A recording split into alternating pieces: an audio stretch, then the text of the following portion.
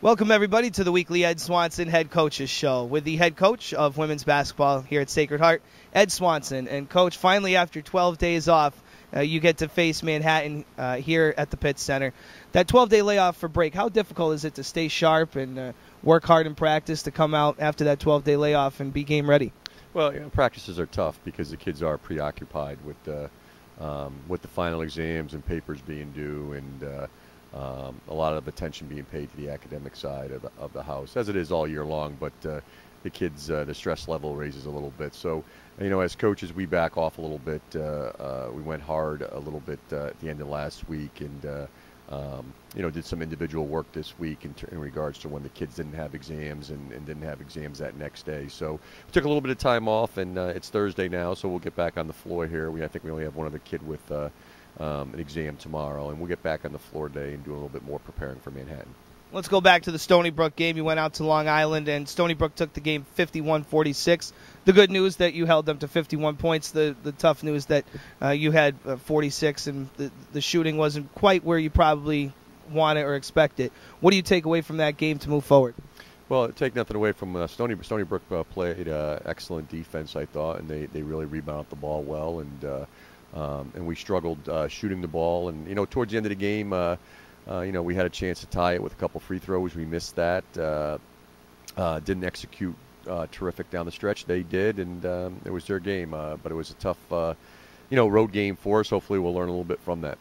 Let's talk about Gabby Washington, off to another hot start with 3 20-point games this year. So it really looks like she is building off that confidence she gained as a freshman. She was outstanding in her first year for you, winning a championship and all the NEC accolades that she brought in, and she's picking right back up as a sophomore. How good is that to see?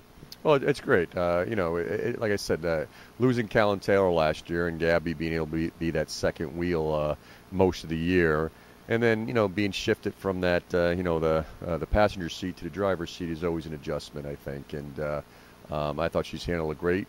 She's forced some things at times, but I knew that was going to come, in time. And we want her forcing the issue at times, especially offensively. I've been extremely excited about her defense. I think that's made a big jump, and I'm hoping that I think she could be a pretty good rebounding guard as the year goes on, and we're going to need her to do a little bit more of that. But I'm extremely excited with how Gabby has handled this tough situation of being a sophomore and being the top player. And, it's always so overlooked in basketball, but free throw shooting, she's 31 for 32, up there at the top of the list nationwide in free throw shooting, not only in the NEC. It always seems that your team has good free throw shooters, whether it was Callan or go back a couple years, Appo. You guys always have your best players be able to get it done at the free throw line. Is that something that you look for when recruiting, or is that something that they really put in the hard work in once they get here? I think we pay a little bit of special attention to it in practice. We do a lot of foul shooting in our scrimmage situations, and we end every practice breathing heavy and at the foul line. But I think it has a lot to do with the work that the players put in individually from that, and it's free points, and and scorers like those free points. How about Erika Norman also doing the job offensively and defensively? She's up there in the NEC with assists, steals, so she gets it done on both ends of the floor. This is something we've come to know from her in her time here, but she seems like she's even growing more this year. Yeah, and we're putting Erika in a tough situation here with Katie Shepard out probably another week in regards to her injury.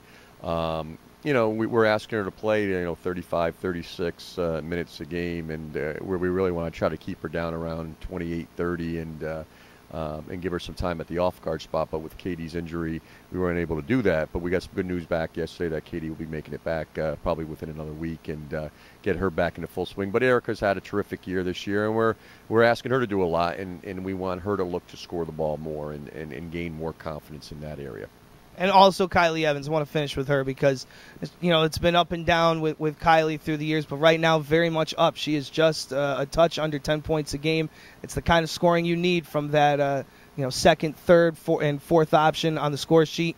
Just kind of talk about her game and what you're seeing from her this year.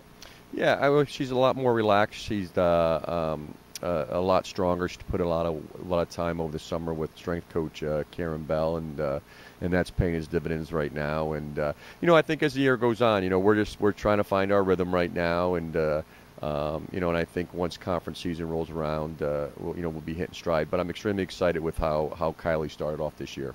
All right. Thanks a lot for the time, Coach. Good luck this week. Thanks, Randy. Ed Swanson, head coach of the Sacred Heart women's basketball team. Pioneers once again hosting Manhattan, looking to get back over 500.